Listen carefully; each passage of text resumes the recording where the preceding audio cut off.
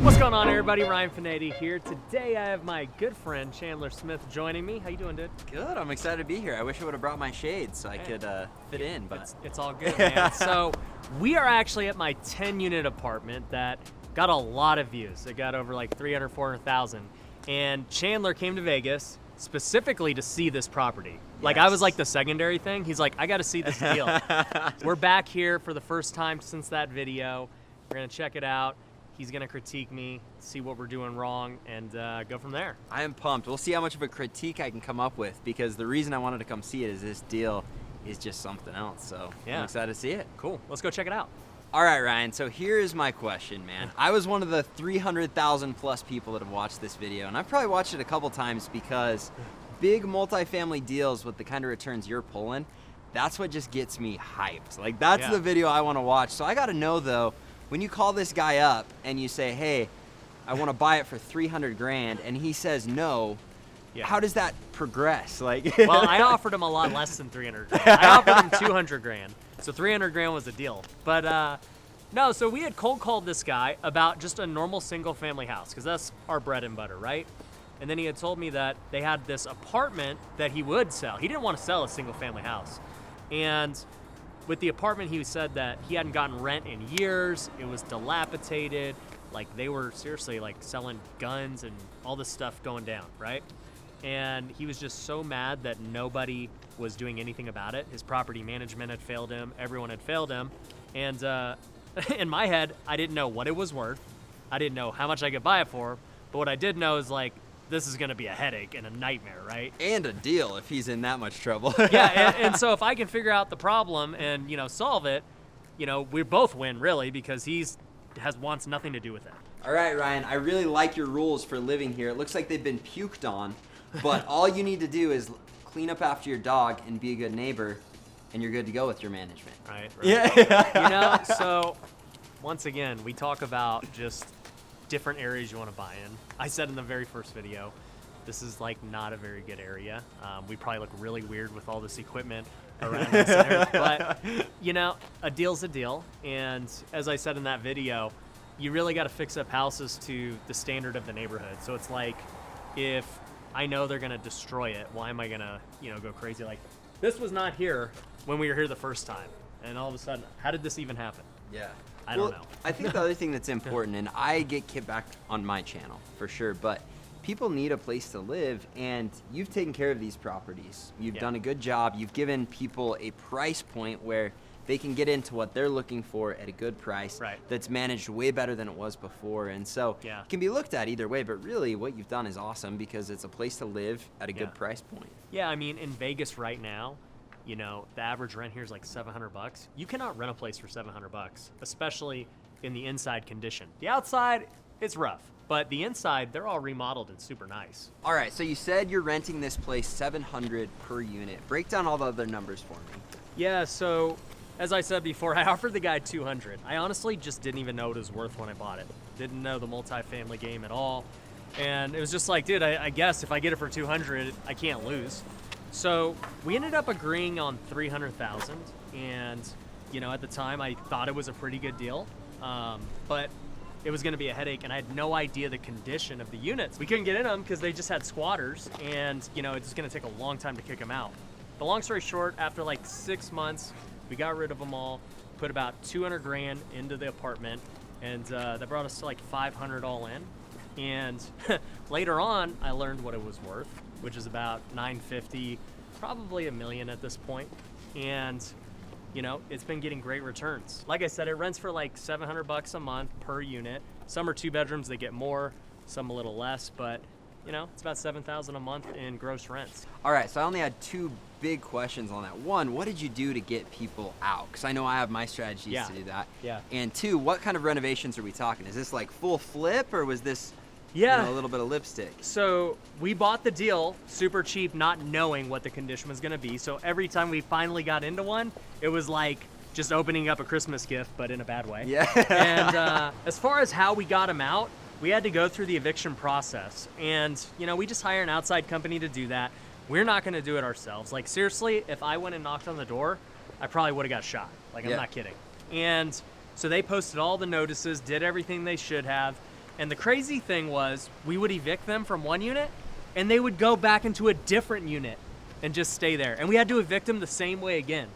Like, that's how screwed up the eviction system is. That is nuts. So, you know, what ended up happening was we wanted to evict everybody before we started work, because, like, we would fix something up, and if somebody was still there who shouldn't have been, they're probably going to move into it, you know, and screw it up. So we really couldn't start the process until like 6 months after buying it, because we had to get everyone out.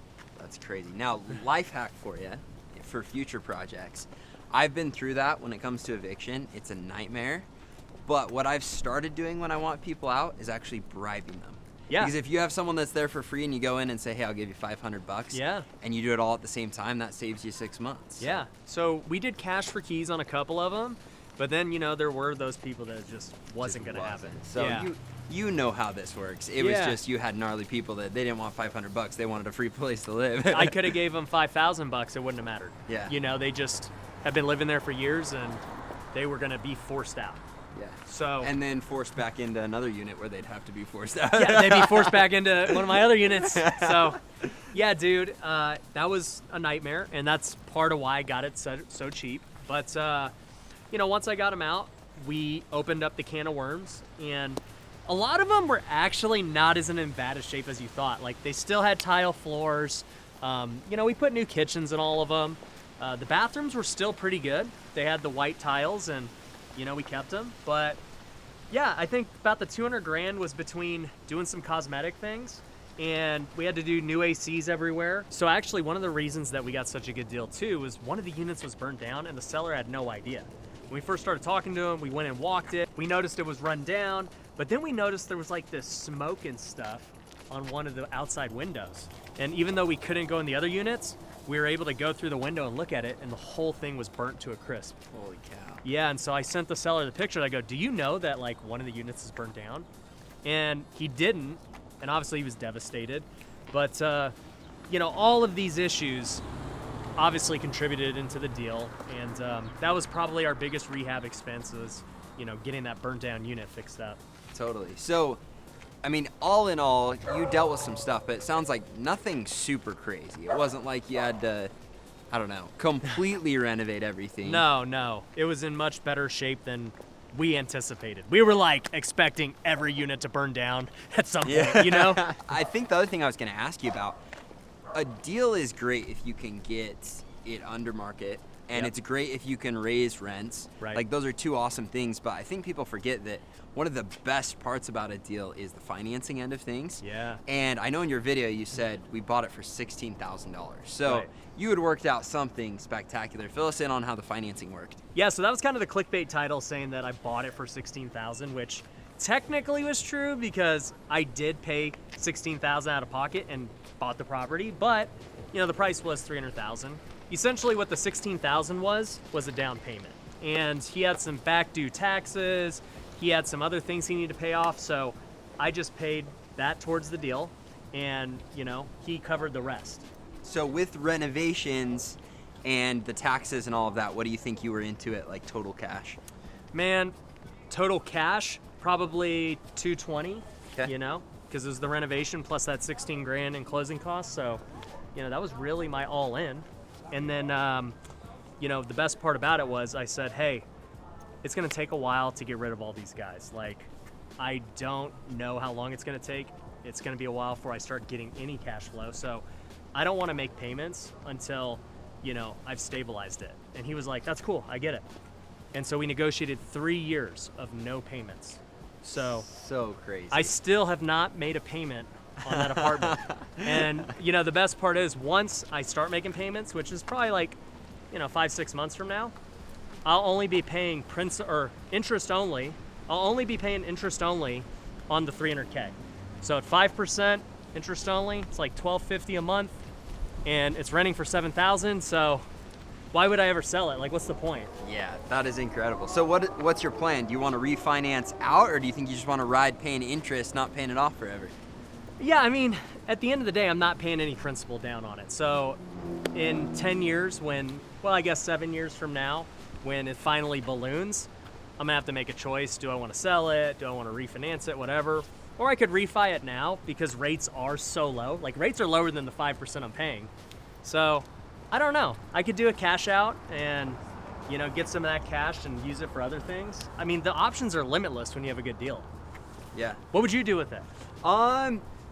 You know, it's hard. Either way, you win, right? Yeah, that's what I'm saying. You Like, can I don't know. cash flow like crazy. I think it would depend on your tax situation, because if you're able to depreciate to where you can keep up with all the cash flow, Yeah. then send it, right? But Right. then when it gets to the point where maybe you do want to refinance and pull the money out and put it to work, I think that would be the one factor that would make it worth refinancing, because you've got a lot of money in there, Right. and you've gained a lot of equity. So if you refinance, you could get a killer setup and have a ton of cash to put somewhere else. So if you're Yeah. not tight on funds, Yeah. and you're not in a weird tax situation, just ride it out. Right.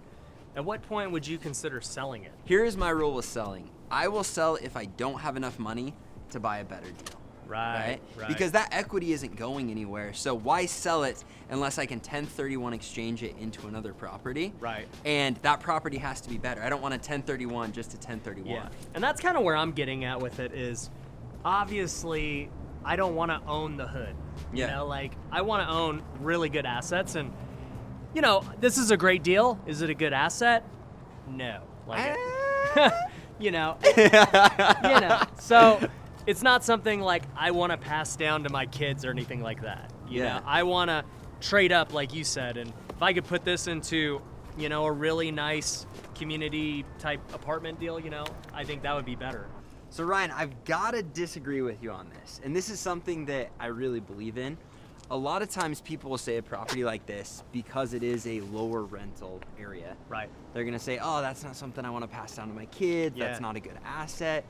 For me, I think the only reason you should be ashamed of a property is if you're not managing it properly, right? If you're taking advantage of people in here, that's one thing. But if you've provided them a good place to live at reasonable rents for the area, Yeah. what do you have to be ashamed of? This is something that, especially with your business, you're going to be able to keep it in good shape. It's something that I would be super pumped to pass down to my kids, because Yeah. by that point, it's going to be paid off, or they can refinance it, pull a ton of money out. It's going to be a total cash cow. It's going to have gone up in value a ton. Right. So for me, it's so painful to sell something like this if you're managing it right. The inside, we can't even go in any of them because they're all rented out. And, you know, what was cool was during COVID, I was kind of scared, dude. I'm like, okay, these are the type of people who's probably going to lose their job. And, you know, we're going to have all these non-paying tenants. And, dude, every single one of them paid throughout all of it. So I was super pumped. And, you know, like you said from the beginning, I am proud that, you know, this is a $700 a month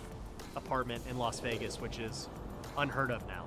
They'll probably be rented out for a long, long time because that is a great rate for them.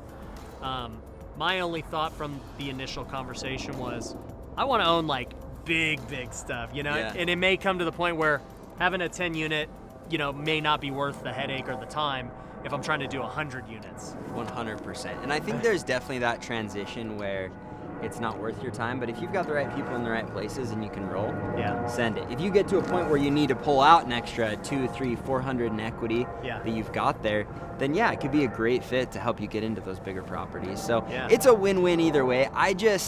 I get disappointed when people are somewhat embarrassed about providing good housing for people Yeah. at a good price point. No, I totally agree with you. Well, you gave me a lot to think about, dude. I will definitely take that into consideration. I actually want to hear from you guys what you think I should do. Should I just let it ride out the way it is? You know, pay off the 5% interest-only payments here when they're coming up? Maybe I should refi it? Do you think I should 1031 into a new deal? Comment below and let me know. And also, make sure you follow and subscribe to Chandler's channel. He's got a lot of multifamily stuff going on, a lot of rental stuff. Super good. We also did my podcast at the Ryan Pineda Show, so definitely check that out in the link below as well. Also, if you hop over to my channel, we're going to be digging into your whole rental portfolio. Yeah. And kind of analyzing that if you guys want to see more about that. Yeah, so check out that video. And if you haven't already, go hit the like button. Make sure you're subscribed to this channel. And until next time, peace.